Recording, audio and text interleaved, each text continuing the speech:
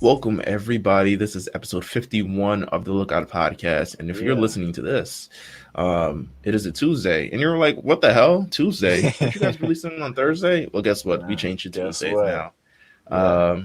So you're getting a double dose of these episodes this week. And we will be available every Tuesday moving forward on the Lookout RNC Network. You know what's crazy about that? What? They got to listen to me twice on Tuesdays now. It's Double Jeff Tuesdays. Oh, my God, man. For the people that hate me, I feel awful. The Platinum Chanel boy himself is in the building. Yeah. Double time on Tuesdays. I am Meelz. I am here. Bro, we got quite an episode to talk about. First of all, thank you to everyone who listened to the first episode of it's beautiful. On the beautiful Demon thing. Slayer.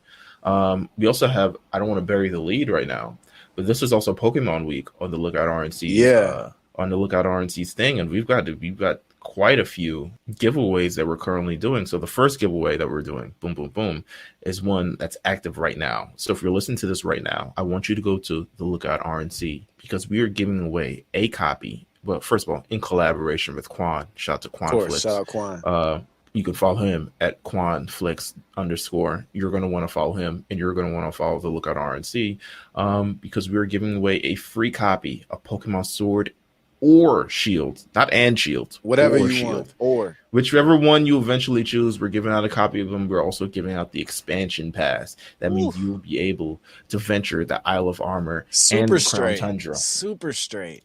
That is the first thing for Pokemon Week. We are also giving out. First of all, I have to give major love to John in the group. Shout out John. The man is just amazing. He's just a great guy overall, a wizard in a sense. We are giving out 3 Galarian starter shinies. That means Score Bunny. That shiny. means Grookey. Shiny. That means Sabo. Shiny. 3 of them shiny. We're giving. Well, I don't want to say like we're giving out one to every person. We're giving out 3 to one person. Mm-hmm. That means that's major. Like we're giving out 3 to one person. You're getting all 3 starters shiny. Yeah, for it. So, they're beautiful shinies. If you played the game, you know how much it is. I love the Sabo one. The Sabo one's cool. They're about to become Gigantamaxed. So you're going to want these on deck just to, floss in your friends when you enter these raid battles and show up with the Inteleon with the on the roof. Yeah, with the this man Inteleon is a sniper, bruh. Oh my god! So you want to definitely show up with that, especially with the shiny form and all this other stuff like that. So we're giving out both of those this week. Also, you can just follow the Lookout RNC in general, just for Pokemon related content. Just any ideas, anything we got going through. Maybe we want to cover this. Maybe we want to cover that. It'll all be on the actual page itself. So make sure you follow. Make sure you subscribe, and you might even get a date. We got to figure out when Mount Silver is coming back, but you might even get a date on that. Coming. Yeah. It's coming. So make sure you tune into that as well at the Lookout RNC. Follow us for all sort of giveaways. Jeff, how are you feeling? What are we on this week? I feel great, man. I'm ready to go. Ready to keep talking about Demon Slayers. We're at a very, very early stage still. So right now, as far as this series is concerned, we're getting to the meat and potatoes of like everything so we can lead up to the big piece of this story, and it's going so well. With that said, we have so much things going on. Lookout RNC. We have so much things going on with RNC Radio Live itself. Everyone is moving to new feeds starting next week. So if you're following us on SoundCloud, just let you know. I mean, if you're following us on SoundCloud, I don't know where you've been following because we're no longer there. But if you're following the entire thing on SoundCloud, just know RNC Radio Live will no longer be on SoundCloud after this week. So everything that moving forward will no longer be on SoundCloud. You'll have to subscribe on iTunes, Spotify, Google Play, Stitcher, Transistor, any of those other. We'll be everywhere else but SoundCloud. That's pretty much it. So make sure you stay subscribed. Make sure you stay tuned. Make sure you stay ready. And make sure you stay prepared for what we've got coming up next, which is a lot of Demon Slayer talk. So you see that. All right, we're back and we're here to continue to break down Demon Slayer Kimetsu no Yaiba. All right, that's the last time I'll say that. You're gonna try it one more time? I was gonna try it, might see how it works, respect that. see if it rolled off the tongue in week 2 of It covering the doesn't. show. It doesn't. Still not quite, but I think we'll get there nonetheless. But you know what? I want your thoughts. So on this, we're covering episodes 3, 4, and 5. What are your kind of like overarching thoughts about these series of episodes? Because these, I mean, considering if you're covering this as like kind of an arc, this is kind of the end of, as they call it, the final selection arc of the series, which is essentially the genesis of all these things, kind of telling you a little bit of the backstory about the Demon Slayer stuff, and Tanjiro actually taking the exam to become the Demon Slayer, become a Demon Slayer. What are your kind of like overarching thoughts about these series of episodes? At first they do have it's a heat down for a little bit. I don't want to call it filler per se, but they have really important things in them, things that kind of carry on throughout the series. But they're not. I don't think that these series of episodes kind of made the season at all. But the stuff that is involved is extremely important. So it's still must watch. I mean, the exciting parts start to begin. I'd say probably halfway through where it starts really like heating up. But this is kind of like a nice coverage of what you're going to expect. And you get to learn some things about what it's, the point of being a Demon Slayer. I think, just in terms of these 3 episodes and their significance, it's like you said, not completely a lot of action, but there's still enough there's still a lot of content and a lot of story and a lot of still learning and kind of the basic structure of how this entire show kind of goes that these episodes build upon. I know episode 3, they started off at the beginning of the episode. They start off by kind of like defining demons and saying, okay, demons are this. They, thrive off of eating humans. They get stronger. They get powers, etc., A, B, C, D. And you continue to learn these things, and you learn the training, and you see, Tanjiro's finally getting an interaction with other people, kind of. If you believe in ghosts, kind of. And his first like major like demon that he's going up against, and all these other things, and even the story with Urokodaki. There we go, Urokodaki. And his entire like kind of story that's kind of melded into this. So it's kind of like it's a good series of episodes in my opinion. I think just the story of, and this is kind of one of the major points about this, is like the story of Sabito and Makomo. They are essentially two previously, I think this episode does a kind of a great way of like introducing them, but like understanding like their significance. It's not like they're actual characters in it, but they still support the development of Tanjiro. At first, I got series. The energy that these two characters were going to be important throughout. I feel like most people who watched and saw those two characters immediately were like, oh, they have dope designs, you're thinking, okay, let me get to know these guys. And then, well, you know what happens after that. Ghosts or illusions. What are we talking? Spirits? Spirits. But they did make you think, that they were about to be part of something bigger, right? Ultimately they were pretty lifelike. Right. They beat Tanjiro's ass. Right. Like Sabito really like put their hurting on him for like many months in a row. So it's kind of like, you get all these energies that like they're gonna be something. Mind you, is he just getting beaten up by a rock? Who knows? It's very strange, though. It's real shit. It's very strange, but you know what? I kind of like it. It's very like anime-esque, very Japanese-esque. Right. Isn't like it these funny that we didn't question it at all? Yeah. I didn't even question it. I just, okay, cool, they're ghosts. And then you just move on to whatever the next episode is. Oh my god. So boom, they start off the episode. I think Urokodaki finds, he's like, listen, you got to get your total concentration breathing up. And total concentration breathing is essentially a technique that all these demon slayers use. Have you tried it? Help their recovery. Okay, so hold on. The real question. Let's let the real questions flow right now. The important questions. Have you tried it? Have I tried total concentration breathing? I've flirted with total concentration breathing in terms of trying to define if it's real or not. I've done my research and trying to learn if it's real or not. The question is, in terms of what it actually does, it's like no, but like that's the short answer, and maybe the long answer is like yes if you. There is some forms of it, right?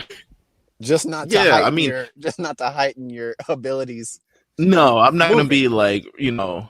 I'm not using total concentration breathing and running down MTA steps to try to catch a train at a high speed and like getting people out of my way. No parkour, Meelz. No parkour, none of that other stuff.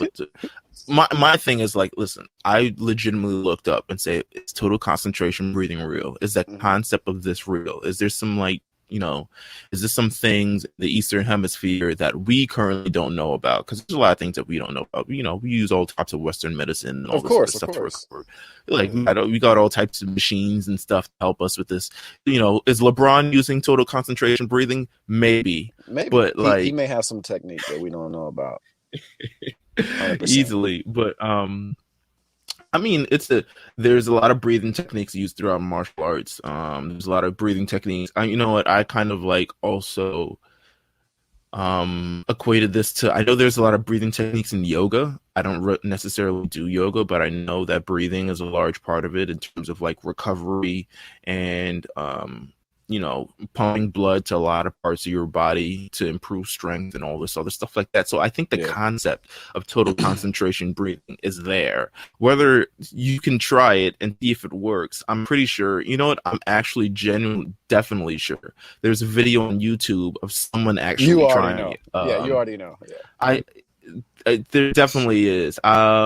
Of someone actually trying it, and whether the results are there. You know what? I didn't click on the video. I just saw some dude shirtless saying it's total concentration breathing real, and I was like, listen, you got your engagement, my friend. So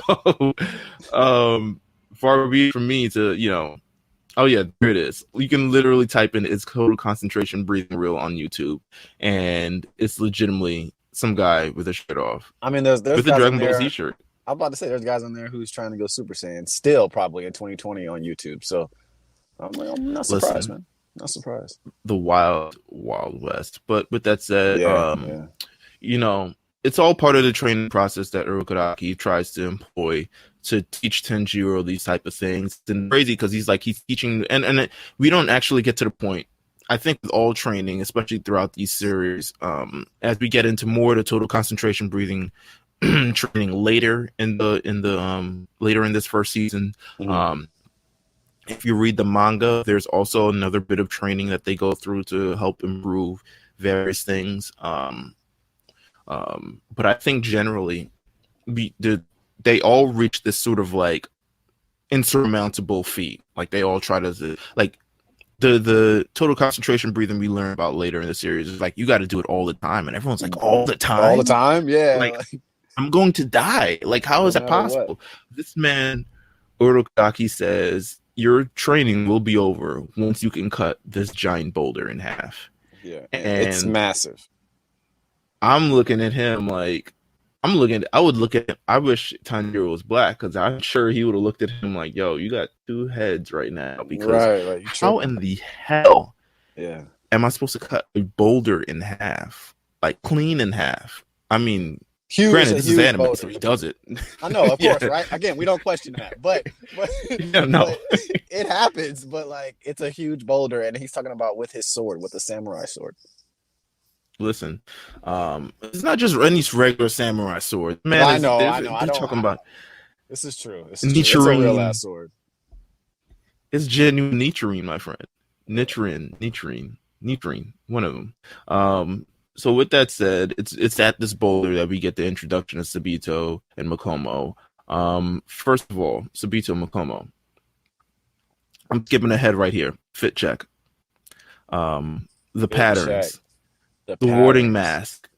The yukata fabrics. What do we think? Because these first of all, I love the warding mask. I'm a fan.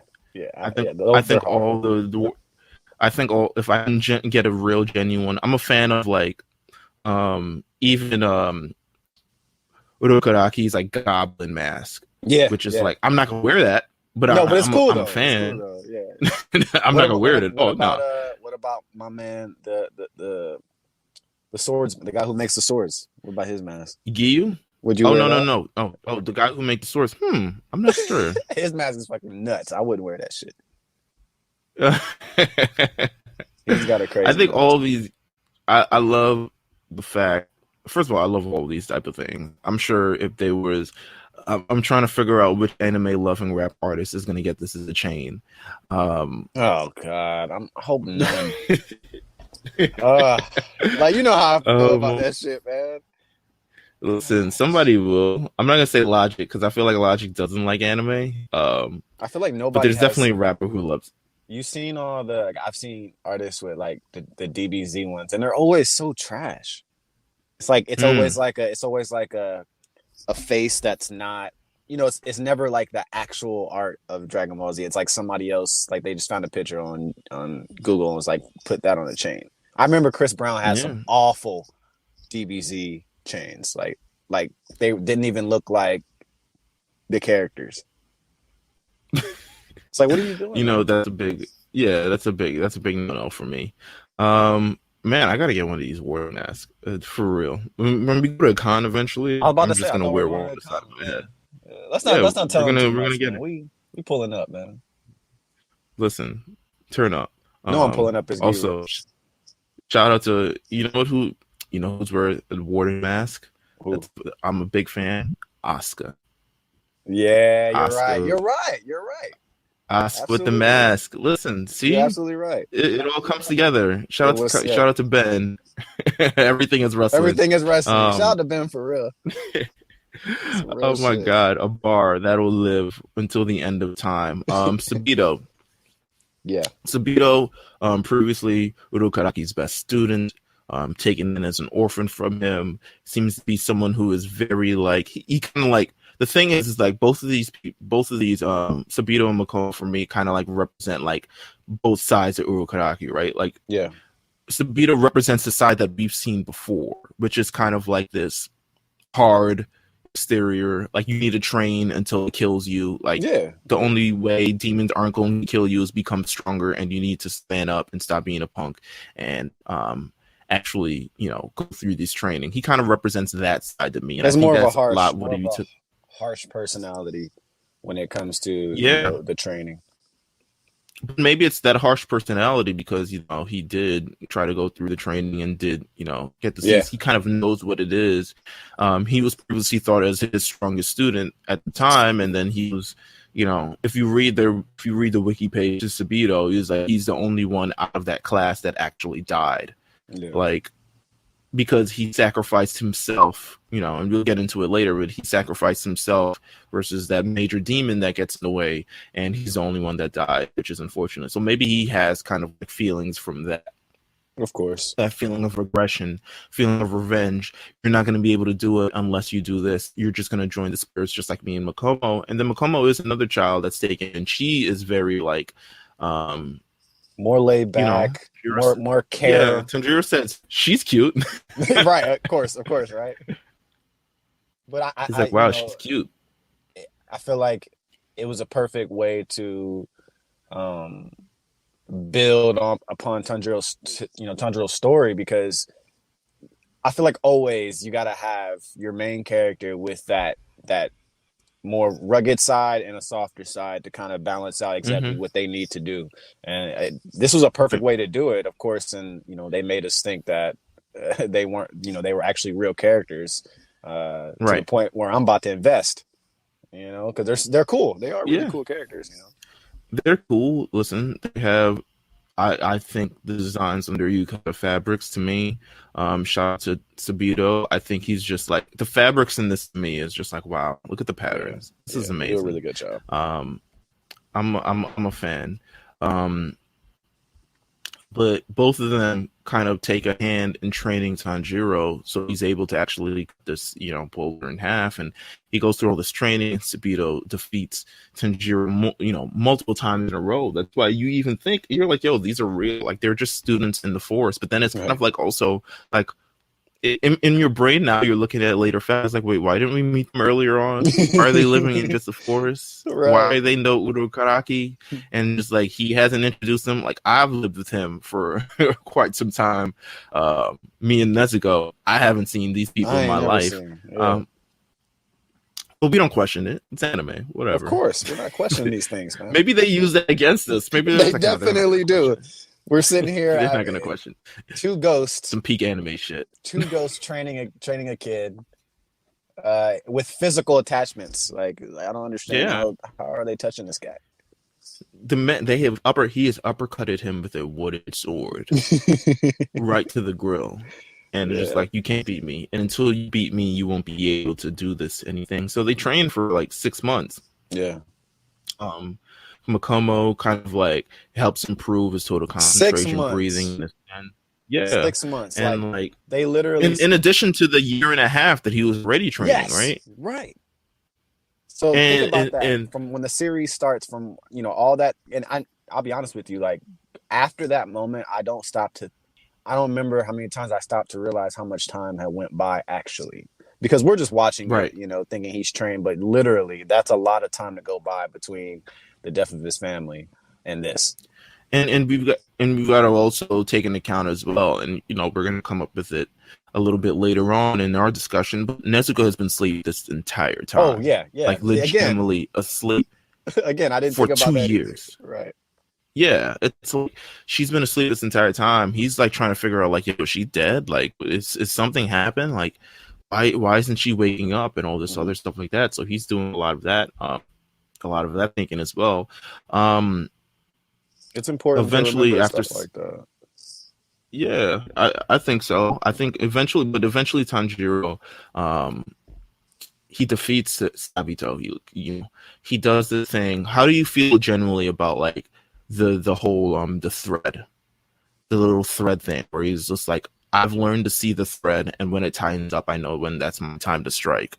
I think that was their cool way of trying to explain, what it meant to being, I don't want to say a demon slayer, a swordsman, whatever, in general, like just intelligent in battle. And they had to come up with a cool way to show it. And I think it's pretty cool. Like I actually like it a lot. I like it a lot too. I'm not sure how much I mean, after a while, I don't want to say it stopped working, but it kind of like it eventually, I would say, doesn't come as easy as we see it in these first few episodes. Like the whole thread thing, like I see the thread. It's deeper than just him saying it.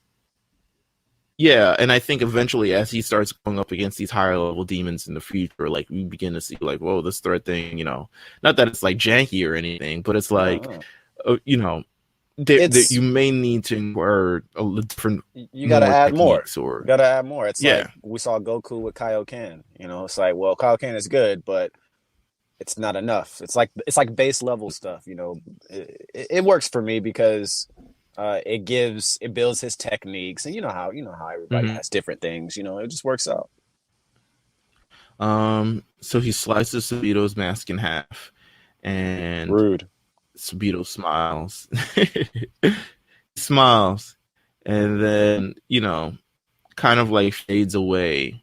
And to me, it's like one of the most genius kind of like things. It's like, so it's this build up, right? It's like this build up of, I'm going through this training, I'm putting myself through the work. You see the 6 months later, you see him, you see all the other stuff coming along, and you see the build up for everything.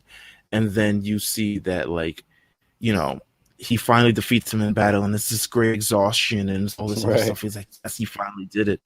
And then you're like, but the whole, I forgot what the exact line. I kind of want to say it verbatim, but I don't have the line on me right now. But it was like, and then I realized that I cut the boulder or something. Yeah, he cut the boulder within the combat. And all I'm saying is completely underselling it, because it is not. It is cool. So much more poetic. It's a crazy moment.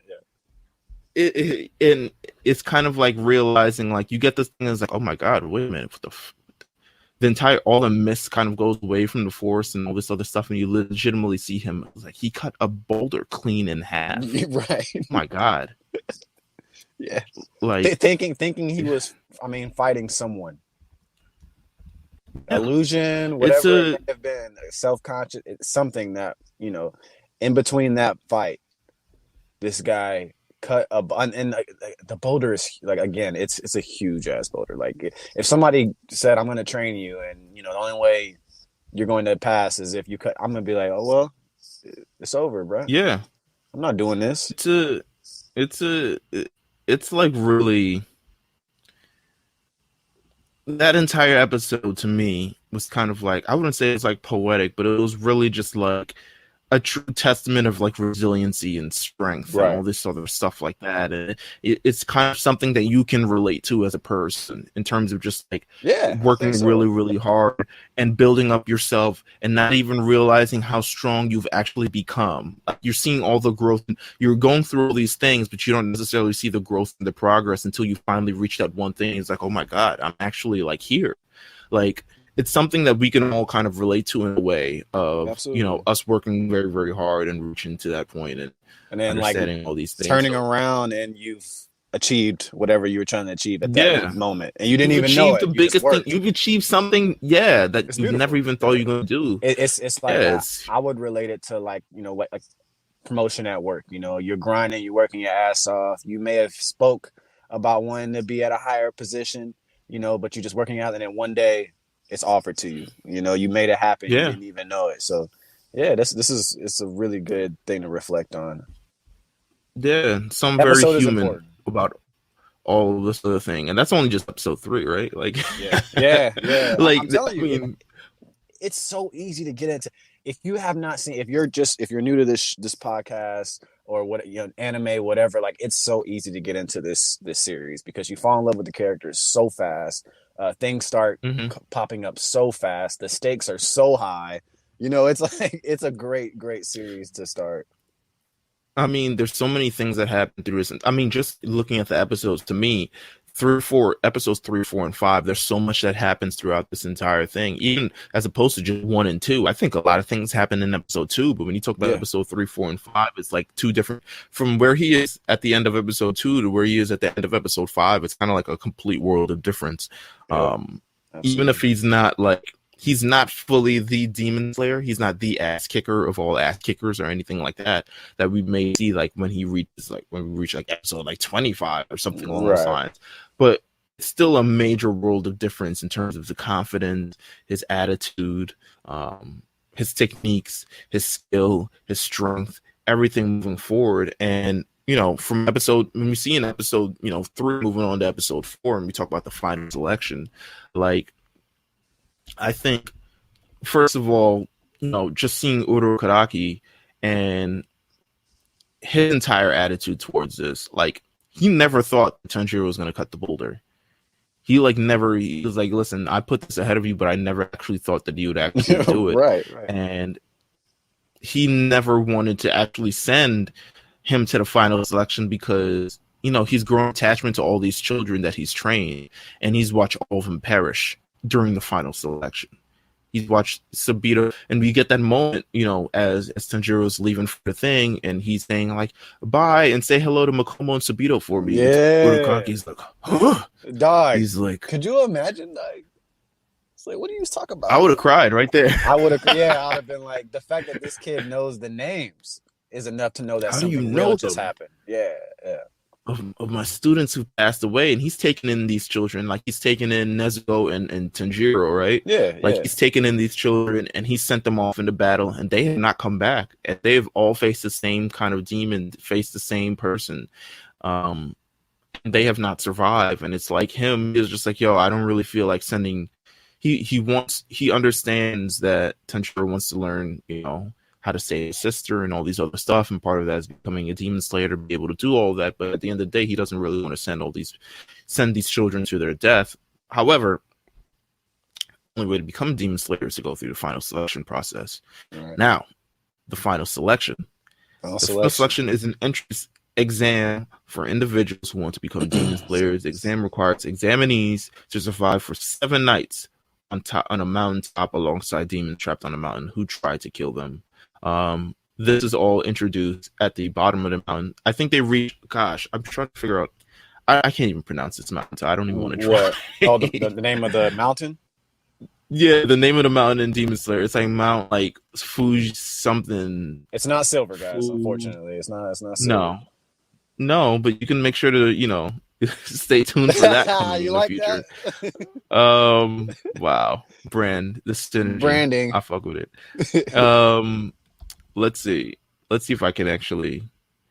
It's Fuji Kasani Mountain, which is a beautiful mountain at the bottom of it. I mean, I feel like it's definitely taken from a lot of actual places in Japan, but it's like filled with these wisteria blooming flowers at the bottom, which is the only flowers that's poisonous to demons. So, and they're actual flowers. Like it's a real thing. Wisteria is a genuinely. It's basically real like thing. veiled over this mountain. No. Yeah, and these are the things that trap. Yeah, so it traps the demons that are essentially have been, put to the area on top of the mountain for the final selection process. So essentially, like, I don't know if these demons are getting paid or any of those things. I feel like it's like kind of cruel to like trap demons there and just like, okay, we're going to feed you children, but you also might die. You might die as well. But also you can't leave. Can't leave neither. It's pretty brutal, man. It's pretty brutal. It's pretty brutal. I don't know. Maybe I feel for the demons. This show likes to make you feel for the demons. Yeah, they do for a while too. Like it's always after Tanjiro does something cool. After a head gets cut off, it's like, they're like crying. We'll talk about it. Yeah, for sure. It's a running thing. It is. This is all introduced by the weird yin yang duo, Kiria Ubuyashiki and Kanata Ubuyashiki. One is a boy and one is a girl, which blew my mind. I learned that yesterday. What? The twins. One is a boy and one is a girl. I mean, I read it in the manga, but I've never actually wow, one is a boy and one is a girl. The guides? They're both. Yes, the guides. The one with the black hair is a boy, and the black hair guide. Yes, the black hair guy is a boy. He was raised as a girl. No, okay, that's pretty dope. And they're not even twins; they just look alike. Good for them. Hey man, be who you want to be. Once again, surprised me. That's beautiful, man. Do your thing. Kiria was raised as a boy. Kanata, obviously, a girl. But they introduced this entire thing. They're pretty much the closest in command to the head of the Demon Slayer Corps. So. They're pretty high ranking as well, but they introduce all this other thing. Then we get to the actual mound itself, and they're like, "Okay, Demon Slayers, see you in 7 days." And Jiro starts slicing demon heads off. He's like, whatever. Like, this is my training. I'm getting actually good at this, etc., etc. And then he comes face to face with First of all, this is also an important point. This is the first time we've actually seen all these water techniques. Yeah, all these water breathing techniques, which is like beautifully drawn. When I first saw, the early stages of like kind of what Tanjiro's whole thing is, I'm like, oh, this is sick. But honestly, like once you guys get further on this, your mind is there's blown, more forms. by the way. Yeah, and the forms so cool, is just it's so cool. I can't wait to talk about it because when you get into those extra forms, it's like, oh my god, like this is just the basic like water wheel, right? And we're like, oh, this shit water gun, bubble, bubble beam shit. Bubble beam. You might catch a bubble beam. But once you start seeing hydro pump and hydro cannon, you like muddy water, surf, and all this other stuff. Tanjiro eventually comes face to face with what he's referred to as the hand demon. A very giddy, gluttonous demon. He's huge. He's disgusting. He's mutated. He's disgusting, and he's eaten so many humans, which is why he looks the way he looks, and all the other demons look like, just people. Like, he's just regular, like, Have you obviously they were humans at some point. The manga version? No, go ahead. Yes, I have. Oh my god, dude! Like it's so much more graphic. Like Yeah, there's like one scene just like holding a girl's throat, like like blood coming out of her mouth. I'm like, God damn, man. right. He's there. He's giddy. He's like laughing. He's like giggling with his eyes. He's just like, you know, he takes relish in the fact that, I mean, he relishes in the fact that he was put here by Udo Karaki, and he relishes in the fact that every one of his students that has come by, he has murked all of them. Mm-hmm. He's like, you will not get past me. You know, and I'm pretty sure, I think at least one has gone through. I think Gio might be the only one that has gotten through. Maybe he was there before he became it, but maybe. He has gone through. It is said he has eaten. I'm trying to see. He has eaten 50 kids, and he has eaten 13 of them were apprentices of Udo Karaki, and he's ready for Tanjiro to be the 14th. And they start scrapping, and he gets a little bit of a, He's eager. Yeah, he gets a little bit of an upper hand. He punches Tanjiro. Tanjiro flies across, his head is bleeding, all this other stuff like that. Like he is ready to rip him in half. As they show that he's done with the other students, like they legitimately show him like kind of like ripping the girl in half, like head off the shoulders. Oh, that that was the worst part. Is when I don't know why I'm laughing, but like the characters, I know, right? The characters that we thought we were gonna end up loving, and they were a part of this series, helping Tanjiro do his thing, and then they just Tanjiro's it's so bad, dude. First of all, Tanjiro's like, they were dead. Like, wait a minute. This is like when Goku found out he killed his grandpa. Right. It's like after the fact. That's exactly how I see it. Those fuckers were dead. Yeah. Like, wait a minute. They were gone? They weren't real the entire time? And he's like explaining it like this boy with like pink hair. He was the strongest. So sad, and this girl with a flower thing. And he's like, wait a fucking minute. Hold on. That shit was fucked up, man. It was so, and he's like, wait a minute, they're dead? They didn't even survive? Yet they were teaching me how to do this entire thing? Like, it's crazy. But I think the memory of his lost brother eventually kind of brings him back into the fold. Yeah. And he's trying to, it's kind of like a remembering of like, right, this is what I'm doing this for. At the end of the day, this is what I'm doing this for. So he gets up and he starts employing all his techniques, and he comes in and he's like, listen, I cut this boulder in half. Of course I can slice this, weird guy's head off. Right. He comes through, and they realize that too. Sabito Makomo was like, yo, that was the biggest boulder to cut, and he cut through that. So he might be a little bit different than we are. At the end of episode 4, I mean, we see him, he eventually slices off the head of the hand demon, and it's a great way to end the episode, but it's also like, whoa, like he's real. Like, it's some Mulan shit. And that it kind of starts that piece that we talked about, the normalization of demons. Like, like Tanjiro gets very emotional about killing this guy. Yeah, I think what, he's still not as we saw in like the last episode that we talked about, it was hard for him to kill the demon that was even like his head was like stuck to that tree. Yeah, and it was hard for him to even kill him. But it's even, I mean, he gets eventually choked up because he realizes that these aren't like just demons that came out of nowhere. These are demons that are humans. At some point, what they did wasn't while they did what was wrong, and he's going to have to kill them. He even wishes, like, I wish he was reincarnated as a human, right. And or actually reincarnated as a human who never becomes a demon again, because he's been alive for so long. This demon has been alive for so long, and has eaten so many things. That's the bad part about it. But also, he's had to live with the fact that he was turned into a demon, like beyond his control, right. And kind of like. That's his life. It wasn't like his choice to become a demon. Yeah, it was something that kind of happened to him. So all these type of things that happened to him, and just Tanjiro wishes the best for him in this sense. But it kind of also starts this running gag, right, of every villain getting this backstory that like humanizes him, normalizes him, as you said. I know we're gonna talk about it throughout, talking about this season, but it is a little bit refreshing having some type of backstory, even if it's like a quick 15-minute fight or a fight that was just that episode, and they still give Yeah, you a little bit of backstory on that bad guy, you know, because that doesn't happen a lot. right.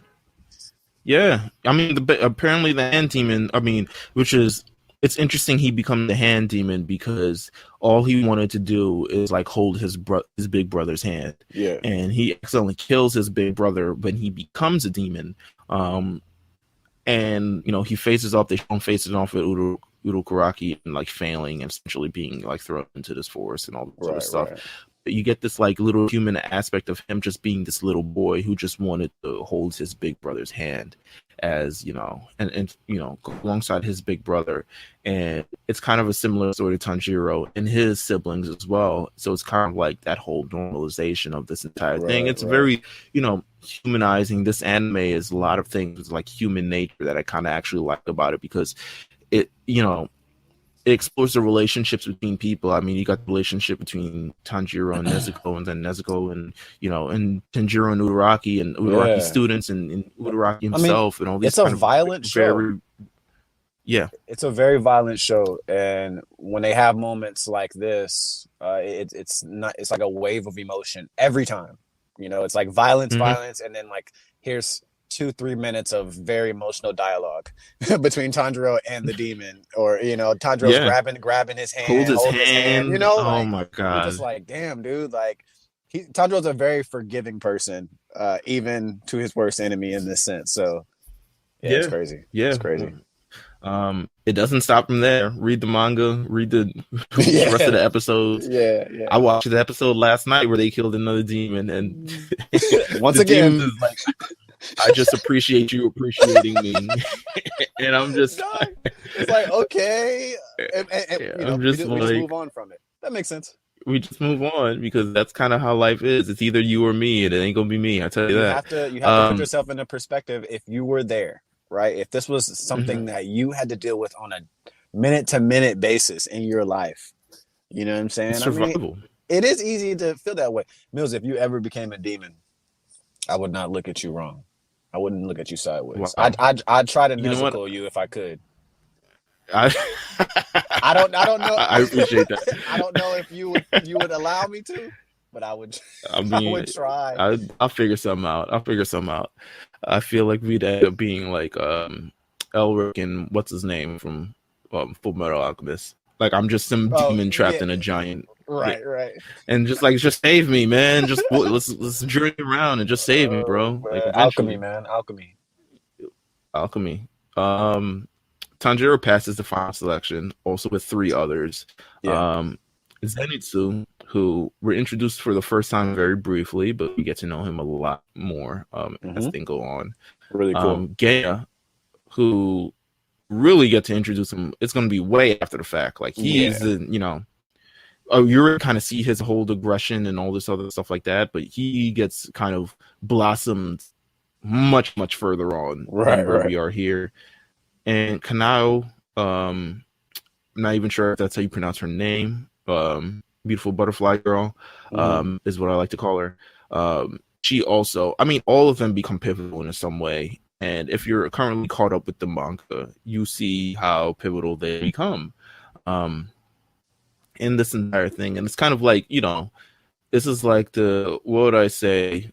This is like, would it be like a 2003 draft class of demons? Like, you got like Braun, Mello, Wade, Bosch. They're special. They're all special, in their own. They're all special. Sure. You know what's interesting? But people don't even. It's kind of like this quick thing. So they kind of show the back of the head of the Demon Core. I forget his name, but it's not important right now. And he says, "Oh, we got 5." But you only see 4 there. And we learn the 5th one. I mean, we see him later on. We do. Yeah, we see him later on. You know what? We'll save it for later on. We see him later on. Yeah, he's a dope character. Yeah, he's a dope character. Either, you know, people, it's not like, you see, we're going to get a lot of Zenitsu later on as well. And he's kind of like polarizing, depending on how much you can actually stand of him, in my opinion. Because there's not much I can stand at periods. You know, but he's sick. Don't worry, he's sick. Yeah, you know, he's amazing. I just feel like because the show doesn't have a lot of filler, Mm-hmm. A lot of his moments are He's a lot of he's comic relief. Yeah, He's it's even in comedic. these It's very moments. annoying. You gotta Even in have that these moments, annoying so character. they all get their Kasugai crow, and he gets like, it's like, this isn't even a crow. This is like a It I think was my like crow died. Like right. That was a really funny moment. he's like, I got like a little canary. Like Yeah, it's literally like a yeah. It's just not a. It's not what he should have got. yeah, it's not a crow, and I'm just like, you know what? That's hilarious. With that said, Tanjiro finally reaches home. The man is like, first of all, they don't drop you home. No, They don't say like take a couple days to rest in our cabin. They're there's like, no okay, you're blimp. done. You're gonna get your Yeah. swords. You get your swords in 6 to 8 weeks. Hope you're We're here home when now. they So yes, drop it off. yeah, give us your address and we'll send someone for you. Um, and then he has to walk all the way home, and he's like collapsing, but he eventually reaches home, and Nezuko is awake, and I'm just like, oh my god, like, the embrace between him and Nezuko is so real, and Urokaraki comes in, he embraces both of them. After initially it was like, yo, you can't have her around, like she's a demon, but all this other stuff like that, and it's such a great moment. It's such a beautiful moment watching him embrace both of them, and it's kind of like a family moment. They've lost their family in some sort of instance, and they all kind of they're all what they got right now, and it's kind of great to kind of see all these and kind of come together. Nezuko power is restored after sleeping for quite some time, as opposed to eating humans, as we talked about before. Is there anything about Nezuko, just in general, in these couple episodes, that you want to talk about, or you feel like we should talk about? She doesn't get much. I mean, I think a lot more. We'll see a lot from more of her when we get to the next set of episodes that we talk about. Yeah, I feel like it was done on purpose. I like the fact, I like the sleeping thing, because I feel like we're gonna see it again at some point in time in this series, where she just she's out cold. It gives time to develop other characters, because she is very important, and when she's not around, you have to do something with her. She is a demon, so the good way to kind of take her out of the series to build up upon other things is this whole she has to sleep for long periods of time thing, and that's, I feel like sleep is kind of her human flesh. It's like, well, I can't eat humans, so I'm just gonna go to bed. I mean, it's very interesting to see that she is different than most other demons, and it's really compounded on the fact. I mean, all this episode I've been saying like, oh, it's kind of been like a lot of wait and see stuff, and that's because we're thoroughly involved in this anime and the manga itself. But we get to learn that she is completely different than most demons. Yeah. For what reason, I'm not sure. We're still waiting to find out about why she is different than most demons, because all we know is she became a demon. It seems like, a certain person's fault that is not been introduced yet, but we may talk about in the next episode. Right. And we're not sure why she's completely different than most other things, but we'll see later on after the fact. He obtains his Nichirin sword, Tanjiro. Nichirin sword. It turns black. Still don't know the reason why. So cool though. I mean, if I knew that I would get a sword and it's gonna be a specific color based off me, it's kind of fucking dope, man. I ain't gonna lie to you. Yeah, listen, Nichirin sword goes hard. He gets it, and then his Kasugai crow eventually shows up, and it was like, "Hey, you got a mission." It's like, this crow can talk. What the fuck? It's like, I know you just got your ass beat, and you're probably lost a lot of blood and tired, but we need you to start thinking about work. It's like, damn, dude, I just walked home. Yeah, he's like, listen, we got to get you guys to work, and you've got a thing. There's been girls disappearing in this neighborhood, and we think it's because demons. You got to head over to blah blah blah city. And it was like, here we go again. But that kind of ends this whole kind of few episode arc, and we're kind of getting into the sort of more adventurous part of this entire thing, and where he's going to be fighting a lot more demons, and he won't have the help of Sabito or Makomo or Uraraki or something, even though he'll carry everything that they kind of taught him within himself. a lot of this is kind of like him on his own, and also Nezuko, who's companion with him as well. So we get to look forward to all of that. This was a great series of episodes. I'm very glad. I mean, I think, the development of Tanjiro throughout these entire episodes, it's something that we're not going to see for quite some time. Yeah. From here on out, in terms of just like the whole sit back backstory, training, really get to understand Tanjiro, really get to understand every other development now comes through fighting and him nearly dying and then coming back. They structure it so well. I feel like it's always important. Like you want to learn the important things about the main character earlier on, and I think some animes make mistakes with things like that. And this time there was just no mistake in it. It's like, this is the type of kid he is. This is the type of resolve he has. This is the type of attitude he has. You kind of, as soon as we're done with this series of episodes, you kind of know the type of, kid he is at this point in time. Like, right.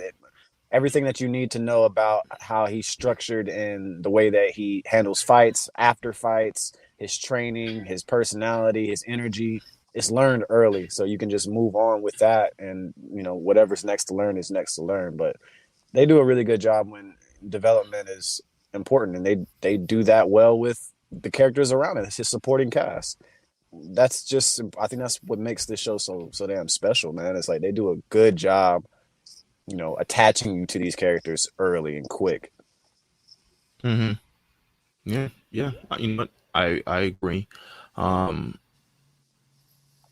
think we can wrap it up here for this recap of the last couple of episodes of Demon Slayer. In the next episode, we're going to talk about, oh god, what do we have here? Well, we have his first mission, first time going against demons. Maybe whoops some ass, maybe not whoops some ass.